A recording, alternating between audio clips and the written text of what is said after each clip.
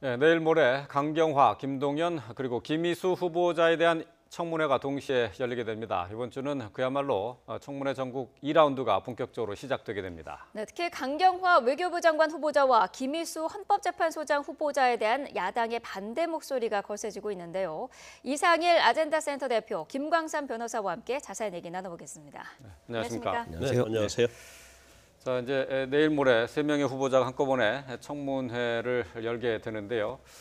거기에 앞서서 이제 김상조 공정거래위원장 후보자에 대해서 지난 주말, 지난 금요일이었죠. 금요일 날 청문회가 있었는데 청문 보고서 채택이 예정이 되어 있습니다만 아직까지 글쎄요. 야당에서는 이 보고서 채택에 쉽게 응해주지는 않을 것 같은 기류예요. 네, 현재까지 알려진 바로는 이제 상당히 부정적인 기류가 그대로 유지가 되고 있는 것으로 보입니다만 또 미묘한 변화 기류도 있다고 알려지고 있습니다. 예. 실제 네. 김상조 후보자에 대한 청문회 상당히 관심이 많았는데요. 예. 문재인 정부 이 초기 이제 내각 조각 구성에서 아마 가장 관심을 받았던 인사 중에 한 분이었고 또 공정거래위원장이라는 어떤 자리 때문이기도 하겠습니다만. 근데 이제 의외로 초기에 제기된 의혹들은 여러 가지가 있었습니다. 다운 계약서라든지 예. 위장 전입, 또 논문 표절, 아들과 관련된 여러 가지 특혜 의혹 이런 것들이 나오면서 공정거래위원장 위원장으로서 적격할 수 있느냐 이런 어떤 논란이 많았는데 네. 청문회 과정에서는 상당 부분의 어떤 제기된 의혹들이 소명을 좀 많이 했다 이런 평가가 좀 있었고요. 또 의외로 그런 부분 못지않게 김상조 후보자의 어떤 개인적인 인간 스토리, 휴먼 스토리가 많이 좀 부각이 되면서 네. 일반인의 관심도 좀 컸었습니다. 예를 예. 들어서 청문회가 다 끝난 다음 날 바로 그 청문회 때문에 빠졌던 강의를 보충 수업을 했다라는 이야기라든지 또 청문회 들고 나왔던 그 대학원생 때부터 쓴 가방 이야기 이런 것들이 오히려 상당히 관심을 모았는데요. 네. 그런가 무관하게 지금 이제 야당에서는 그럼에도 불구하고 여러 가지 그 제기된 의혹들이 공정거래위원장으로서 자격이 좀 부적격하다 이런 얘기를 하고 있습니다만 네. 그러나 상당히 그 본인과 관련된 의혹들은 두 가지였습니다. 다운 계약서 작성 관련된 부분 사과를 했고요. 그리고 논문 표절 부분에서도 부주의한 부분이 있었다라는 얘기를 했습니다. 나머지 부분들은 과연 이제 공직자로서 어떤 자격이 정말 현격한 결격 사유가 되느냐 이런 부분에 대해서 네. 상당 부분 소명이 됐다라는 이야기가 많이 있기 때문에 야당 내에서도 과연 이 부분을 이제 끝까지 반대할 수 있느냐라는 논의가 예. 이야기가 되고 있는 것 같습니다. 네. 자, 이렇게 되면서 지금 캐스팅 보터로 관심을 받고 있는 국민의당이 다시 한번 고민에 빠져 있는데요. 국민의당의 입장 먼저 들어보겠습니다. 대변인이 그동안 김상조 후보자에 대한 논평을 했던 그 기조와 방향을 오늘 새 정부 조직 개편과 관련해서 오늘 아침에 개최된 고위 당정협의 결과를 말씀드리겠습니다. 옆에 서 계시는 분은 행자부 차관이십니다. 당정협의에서는 국내외 어려운 여건을 고려할 때 국정 안정을 위해서는 조직 개편을 최소화하는 것이 바람직하다는 데 의견을 같이 하고 이번 조직 개편은 일자리 창출과 경제 활성화, 국민 안정과 자연 생태계 보전, 사회 변화 따른 기관 위상 조정에 초점을 두고 추진하기로 하였습니다. 주요 개편 내용을 말씀드리면 다음과 같습니다. 첫 번째로 중소벤처기업부 신설 및 통상교섭본부 설치입니다. 대선 공약으로 국민 여러분께 약속드린 바와 같이 중소벤처기업부를 신설하여 중소기업 중심의 경제구조와 상생 발전의 기반을 마련하기로 하였습니다. 중소기업 정책 기능 강화를 위해 산업통상자원부의 산업지원 업무 일부와 미래창조과학부의 창업지원기능 그리고 금융위원회의 기술보증기금 관리 업무를 중소벤처기업부로 이관토록 하였습니다. 이와 함께 급변하는 통상환경과 보호무역주의 확산에 대응하기 위해 산업통상자원부의 무역과 통상 업무를 전담하는 통상교섭본부를 설치하기로 하였습니다. 과거 외교통상부의 통상교섭본부와 같이 대외적으로 통상장관의 지위를 부여하고 기능과 위상을 강화하기로 했습니다. 두 번째, 과학기술혁신 컨트롤타워 강화입니다. 미래창조과학부의 기존 1, 2차관과 별도로 차관급 과학기술혁신본부를 설치하여 명실상부한 과학기술 컨트롤 타워 역할을 수행하도록 하였습니다. 이를 위해 연구개발 사업에 대한 실질적인 예산 심의 조정 권한을 부여하고 성과평가 전담국도 신설하기로 하였습니다. 아울러 분산된 과학기술 정책 조정 체계의 효율화를 위해 기존의 국가과학기술심의위원회와 과학기술전략회의를 폐지하고 이들 기능은 대통령이 의장인 헌법상 국가과학기술자문회의로 통합하도록 함으로써 과학기술 혁신을 위한 헌법적 의무를 보다 충실히 수행할 수 있도록 하였습니다. 다만 새로운 과학기술자문회의의 출범은 과학기술계의 광범위한 의견 수렴을 거쳐 정부조직 개편과는 별도로 추진하기로 하였습니다. 세 번째, 소방청과 해양경찰청을 독립하고 행정안전부를 설치하는 것입니다. 각종 재난 발생 시 현장의 신속한 대응력과 전문성을 강화하기 위하여 국민안전처로부터 소방기능과 해양경비안전기능을 분리하여 소방청과 해양경찰청을 설치하고 이들 기관은 각각 새로 개편되는 행정안전부와 해양수산부 소속으로 두도록 하였습니다. 한편 두 개 청의 분리에 따른 국민안전처에 남는 안전정책과 재난총괄 기능은 행정자치부로 이관하여 행정안전부로 개편하고 재난안전 기능을 전담하는 차관급 재난안전관리본부를 설치하도록 하였습니다. 네 번째, 물관리를 환경부로 일원화합니다.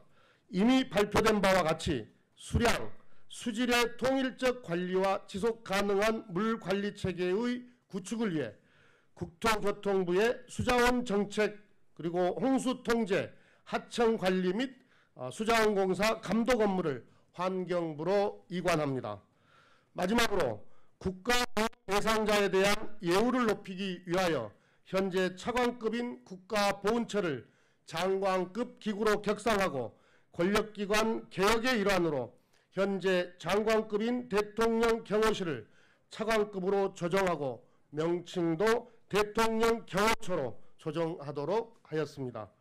대통령 경호처로의 개편은 대선 공약과 다릅니다만 광화문 시대 공약과 연계하여 검토하는 것이 바람직하다는 국정기획자문위원회의 의견에 따른 것으로 향후 관련 법령 검토와 다양한 의견을 수렴하여 검토하기로 하였습니다.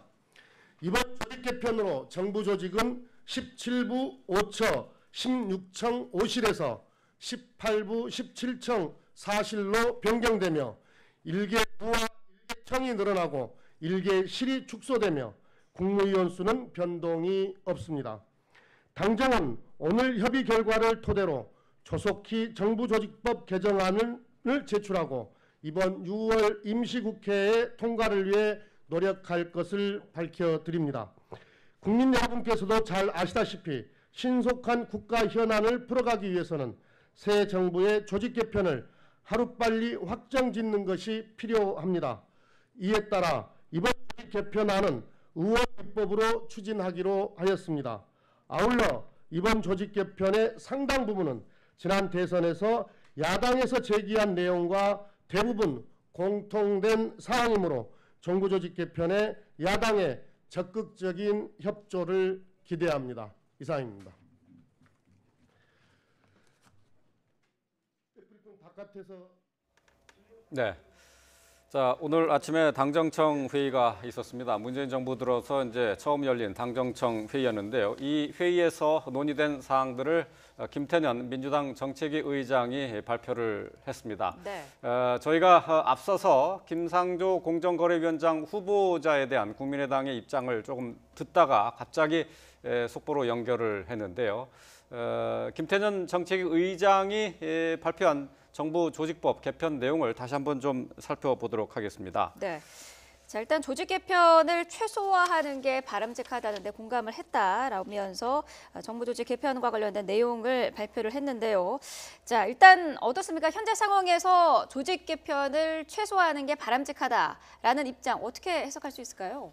상당한 일단 정부조직법을 크게 개편한다는 얘기는 이제 일부 그 동안에 있던 정부 직제에서 각 어떤 부처들을 없애거나 네. 또 신설하거나 이런 그 과정들 거쳐야 되는데 과거 정부에서도 정부 출범기에 정부조직 개편 시도를 여러 번 했었습니다만 네. 이런 네. 것들이 이제 그 각 부처와 해당되어 있는 여러 가지 사업들 또 민원들 국민과 관련 직결된 부분들이 있기 때문에 이해 당사자 조절이란 상당히 어려운 난관이 많습니다. 그래서 아마 이런 부분들을 고려한 이게 지금 이제 인수위 과정 없이 바로 출범해서 또 바로 국정을 안정시킨다는 측면에서 네. 그런 것들을 좀 최소화하면서 아마 그 차관급 등 직제 조정 그리고 뭐 국무위원 숫자도 지금 변동이 없는데요. 실제 그 대통령 경호실을 그 처로 내리면서 장관급에서 차관급 내리고 그다음에 이제 중소기업부 국가보훈처를 장관급으로 격상시키죠. 그래서 그런 부분들 아마 일부 좀 기능이나 어떤 그 기능의 조정 이관은 네. 있지만 큰 규모의 어떤 정부조직법 개편을 하지 않겠다라는 부분들은 이런 어떤 예. 여러 가지 민원 사항에 대한 그 조정 정리 절차가 좀 시간이 없고요. 그리고 실제 정부조직법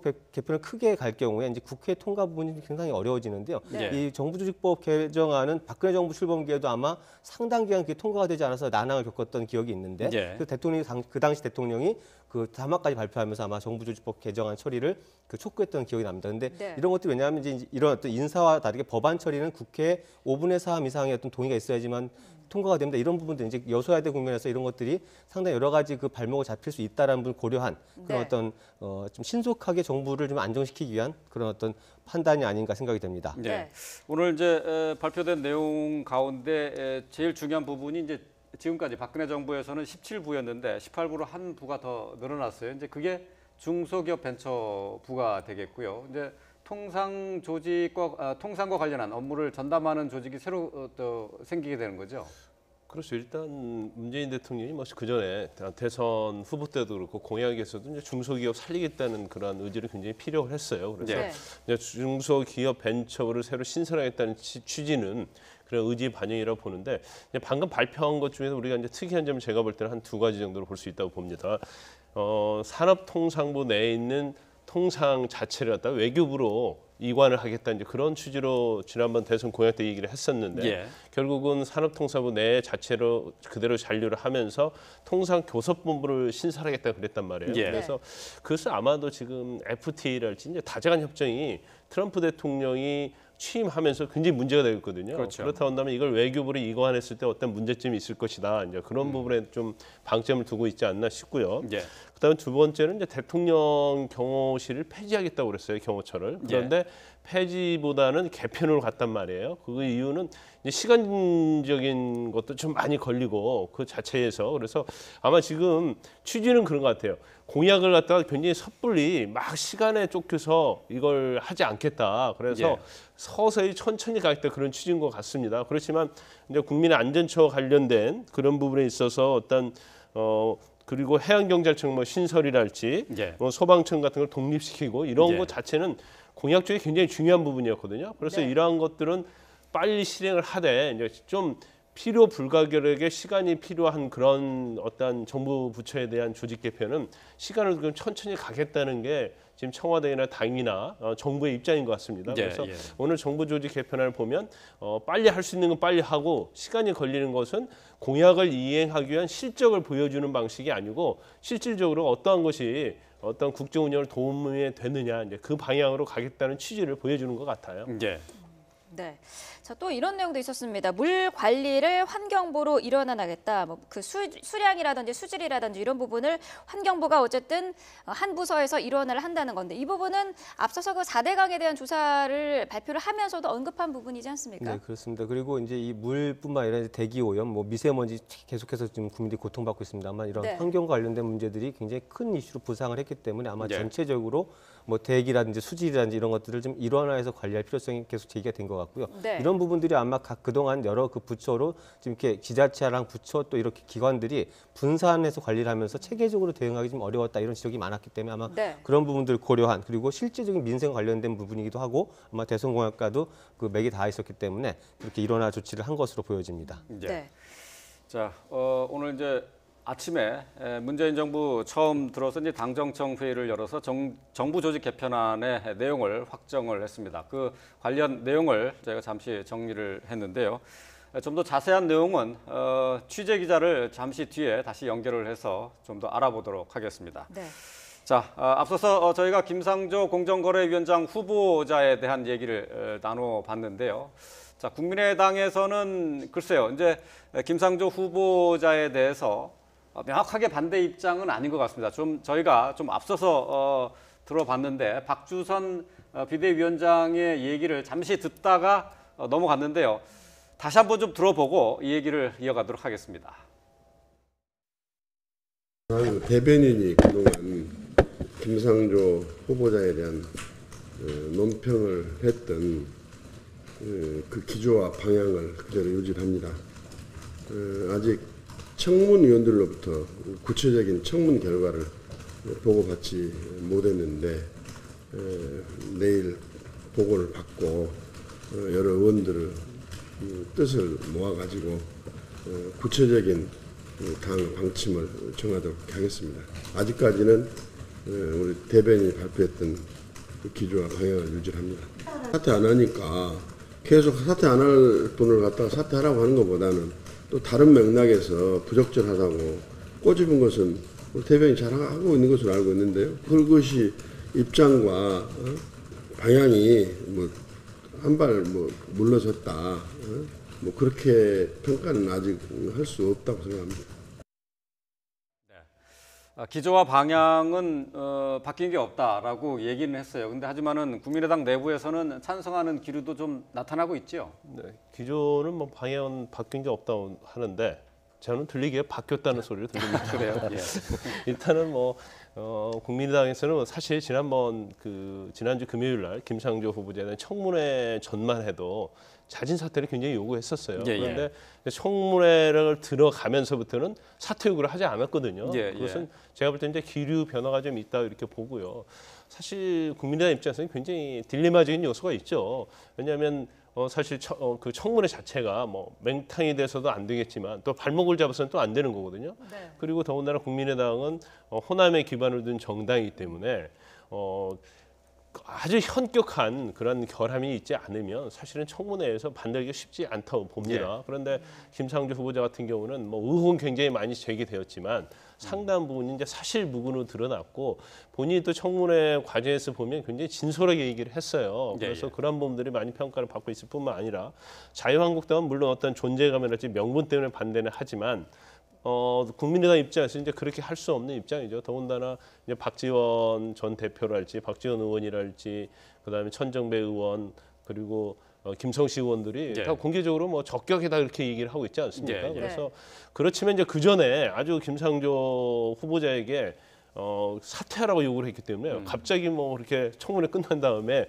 우리가 적격으로 가겠다 할 수 있는 입장이 아니어서 일단 비대위원장이 박주선 의원 측에서는 일단 뭐 회의에서 의견을 모으겠다 이렇게 얘기를 하고 있지만 적어도 김상조 후보자까지는 국민의당에서는 찬성할 수밖에 없는 그런 입장이 아닌가 싶습니다. 네. 자유한국당에서도 그 청문회 당시에 김상조 후보자에게 여러 가지 의혹들을 퍼부었던 그 의원들이 개인적으로 미안해했다라는 얘기도 있더라고요. 예, 청문회가 끝난 뒤에 이제 여당, 그 민주당 의원들이 너무 심한 공격을 한 게 아니냐라고 이렇게 그런 이야기를 하니까 아마 김선동 의원 그리고 김종석 의원은 뭐 본인의 있고 개인적인 입장도 있지만 또 당의 어떤 입장이 있었기 때문에 그렇게 공격이 강했다 이런 어떤 개인적인 말을 했다라고 전해지고 있는데요.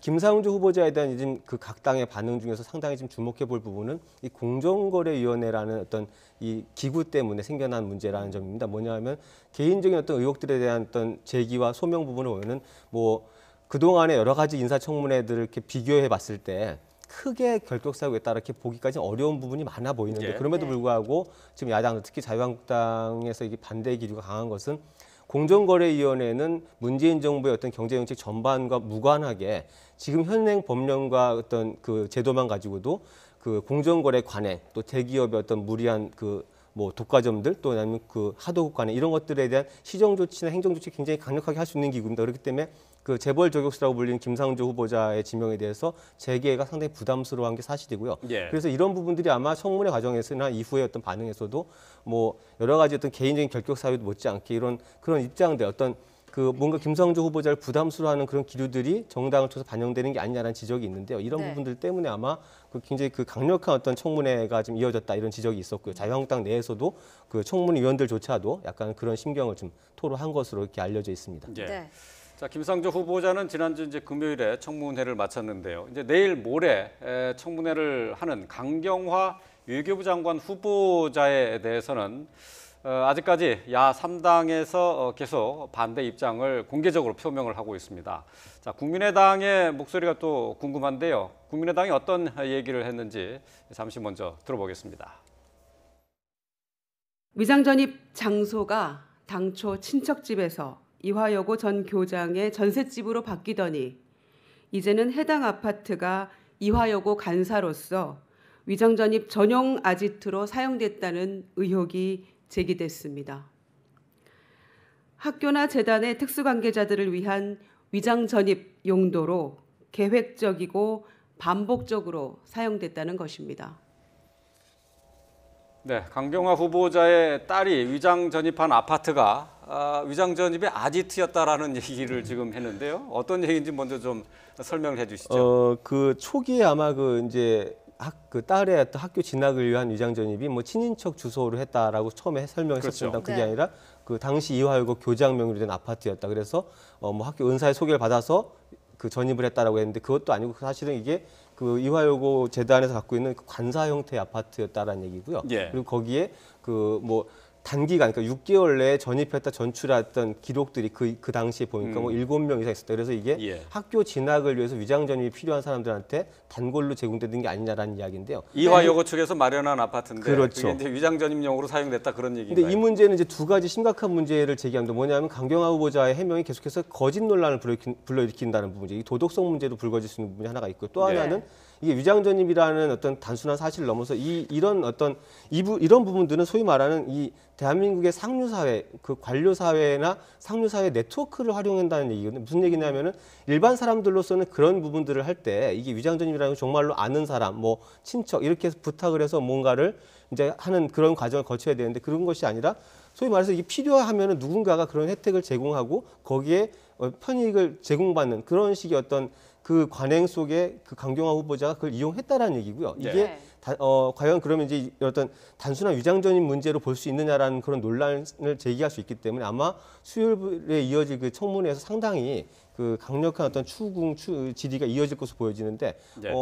아마 그동안 제기된 어떤 내용을 떠나서 아마 그 성격상 이 문제가 상당히 크게 도덕성 논란을 비화될 가능성이 있어 보입니다. 예. 네, 이 부분은 사실 후보자 한 명의 도덕성 논란뿐만 아니라 만약에 이 아파트가 위장 전입 그 전용 아파트라는 게 밝혀진다면은 어떤 법적으로의 조치도 있어야 되는 부분 아닙니까? 법진 조치 자체는 사실은 주민등록법 위반이 되지만 말이죠. 네. 네. 그 이화여고와 같이 어떻게 보면 조직적으로 이루어졌다고 한다면 같이 공범이 되는 거예요. 네. 더군다나 한 번도 아니고 저 정도의 어떤 횟수가 25회 정도 했다는 것 자체는 뭐 상습범이라는 규정은 없지만 거의 뭐 상습범 수준 아니겠습니까? 네. 그래서 사실 주민등록법 위반과 관련된 형이 굉장히 높아요. 3년 이하 징역, 1,000만 원 이하 벌금이거든요. 그렇기 때문에 법적으로도 굉장히 문제가 되는데 뭐 아시다시피 강경화 후보자 같은 경우는 처음에 청와대 자체도 또 강경화 후보자도 위장 전입한 걸 오히려 스스로 밝혔지 않습니까? 그래서 네. 그 부분은 상당히 높이 평가는 됐었는데 네. 스스로 밝힌 것이 오히려 아무런 효과가 없는 오히려 이게 악화되는 그런 상황이었다고 봅니다. 그리고 처음에 뭐 친인척 집이었다고 얘기했다가 은사님이 소개를 해서 갔다고 했는데 그리고 그 다음에 이제 본인이 그 어떤 이화여대와 관련된 그런 집인지 몰랐다고 또 얘기하고 있잖아요. 네. 그런데 사실 은사와 관련돼서 그쪽으로 전입을 했다고 하면 이제 그런 걸 사실 모를 리가 없거든요. 그래서 위장 전입 자체도 굉장히 중요하지만 그것도 굉장히 흠결이 될 수 있지만 그 과정에 있어서 보면 너무나 이렇게 말이 오가면서 거짓말을 하고 있다는 그런 인상을 풍기기 때문에 예. 만약에 이러한 부분들이 청문회 과정을 통해서 드러난다고 한다면 그건 굉장히 결격 사유가 된다고 봐요. 그리고 네. 아마 야당에서도 적어도 강경화 후보자에 대해서는 이제 후보 앞으로도 계속 청문회 있을 거 아닙니까? 네. 그럼 적어도 강경화 후보자에 대해서는 그냥 호락호락 넘어가지 않을 것이다. 그다음에 여기서 또 중요한 부분은 유장전입 자체가 이전에 어떤 다른 후보자들의 유장전입, 이낙연 후보자랄지 뭐 김상조 후보자와는 결이 완전 틀리거든요. 네.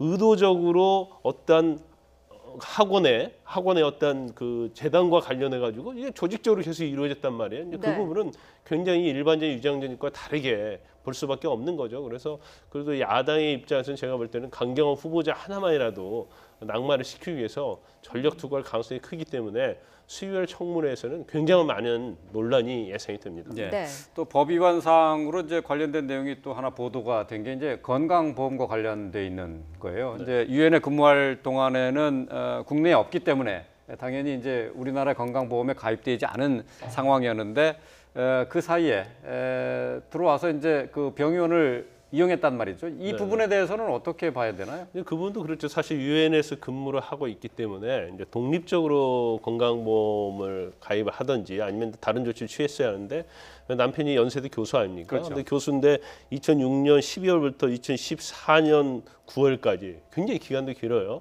그 기간에 남편 연세대 이제 직장 건강보험 피부양자로 등록을 해놨어요. 피부양자 자격이 안 되는데 또 딸도 마찬가지죠. 그러니까 자기가 이제 직장이 있고 월급을 받는 게 있기 때문에 피부양자 자격은 안 된다. 그렇죠. 하는 자격 얘기죠. 자체가 예. 안 되는데 네. 근데 딸도 마찬가지로 또 피부양자로 등록을 해놨어요. 자격이 네. 되지 않는데. 네.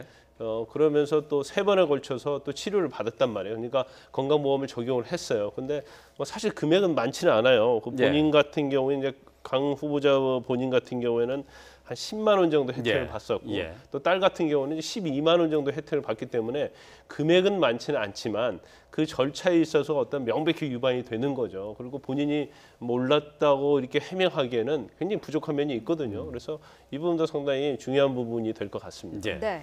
또 김일수 헌법재판소장 후보자의 인사청문회도 이제 수요일부터 시작이 되는데요.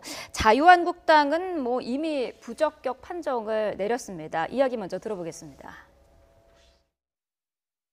특히 김일수 후보자의 경우에는 이 통진당 해산 결정에 끝까지 혼자 반대해왔던 분입니다.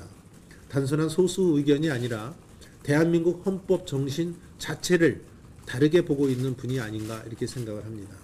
저는 대한민국의 헌법 정신을 수호해야 될 최후의 보루로서 헌재를 이끌 책임자로서의 적격성이 있는지 저는 애초부터 없는 분이 아닌가 하는 것이 우리 당의 판단이라는 말씀을 드립니다. 네, 야당이 지금 그 반대를 하면서 내세운 과거의 그런 이력들이 여러 가지가 좀 있지 않습니까? 네, 그렇습니다. 일단 최근의 거는 지금 보셨습니다만 이제 통합진보당 해산 결정 당시에 그 해산 결정에 이제 반대하는 그 의견을 피력을 했었죠. 그래서 구체적으로 표현했는데요. 그 부분에 대해서 지금 자유한국당은 과연 이제 이 헌법재판소장으로서의 자격이 있나라는 문제제기를 하고 있고 또 아주 과거로 거슬러 올라오면 정반대 이슈가 또 있습니다. 5.18 당시에 그 판사로서 이제 판결에 참여했었고 그 당시에 뭐 시민군에 참여했던 어떤 이제 사람들에 대해서 여러 가지 그 사형 판결까지 그 했었다 이러면서 아마 그 부분에 대해서까지 이게 지금 양극단으로 오가는 문제가 동시에 제기가 되고 있기 때문에 물론 이제 시차가 굉장히 오래 있고 본인으로서 여러 가지 해명하시는 부분이 있겠습니다만 이 헌법재판소 소장이라는 어떤 그 사법의 어떤 최후 보루 중에 하나의 수장으로서 가야 되는 분이 아주 극단적인 이슈와 지금 연결이 돼 있거든요. 뭐 통합진보당 해산 과정에서 가장 강경한 반대 입장을 냈다. 또 5.18 당시에는 이 뭐 사법부의 이론을 참여해서 물론 그 당시에 이제 독립적으로 판결할 수 있지 않았다라는 부분을 설명을 했었습니다만 그럼에도 불구하고 이런 양극단적인 어떤 이슈와 연결돼 있는 부분이 다 부담스럽게 작용을 하고 있기 때문에 아마 그 인사청문 과정 또 특히 헌법재판소장은 국무총리처럼 그 국회 인준 표결 과정을 거쳐야 됩니다. 동의를 얻어야 되기 때문에 아마 그 여러 청문 과정과 설명에 따라서는 이 과정 자체 순탄치 않을 가능성이 많아 보입니다. 네. 말씀하신 것처럼 이제 김일수 재판관 헌재소장 후보자 같은 경우 이제 5.18 관련한 재판과 관련해서 이제 문제가 되고 있는데요. 그때 이제 시민군을 태웠던 그 버스 운전 기사에 대해서 사형을 선고한 것이 이제 문제가 되고 있습니다. 자, 이 지금 이제 청문회에 이제 증인으로 나올 예정이죠. 이 이제 버스 운전 기사가. 네네, 버스 운전사 청문회 이제 증인으로 나오기로 되어 있죠. 그런데 이제 버스 운전 기사에 대해서 이제 사형 선고를 그때 했었는데 예. 결국 이 버스 운전사도 나중에 무죄를 받았어요. 그렇죠. 그래서 무죄를 또 받지 않았다는 모르겠는데 무죄까지 받았기 때문에 그 부분에 이제 논란이 있는 거고.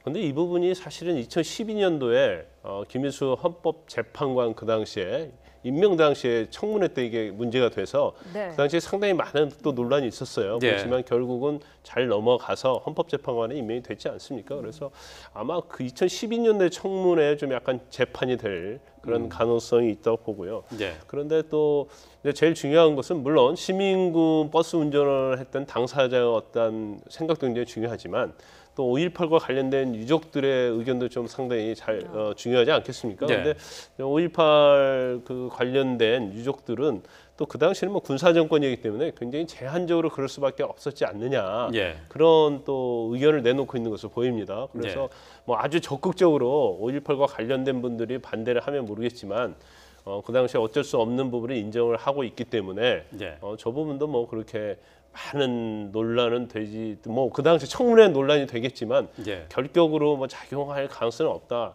일단 두 가지죠. 2012년도에 이미 한번 청문회 때 한번 다뤄졌던 사안이고 두 번째는 5.18과 관련된 분들이 그 당시엔 제한적이었다. 약간 너그러운 그런 생각을 가지고 있기 때문에 저 부분이 뭐 굉장히 논란은 되겠지만 김일수 헌법 재판소장 후보자 발목을 잡는 그런 부분이 되기는 쉽지 않을 것이다. 단지 예. 자유한국당의 어떤 입장이 어떻게 갈 것인가 예. 그 부분이 영향을 많이 미칠 것 같아요. 네.